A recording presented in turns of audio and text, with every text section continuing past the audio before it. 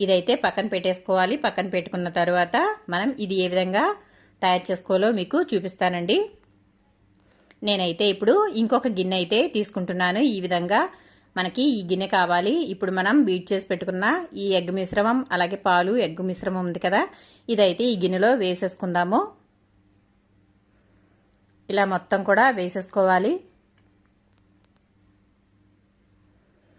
మనకి అడుగున చిన్న చిన్న బెల్లం ముక్కలు అయితే ఉండిపోయాయండి. మనం మిరియాల పొడి వేసాం కదా, అది కొంచెం అయితే అడుగున ఉండిపోయింది. ఇదైతే నేను గడ్డలు అనేవి ఇందులోకి రానివ్వకుండా ఇదైతే తీసేస్తున్నాను.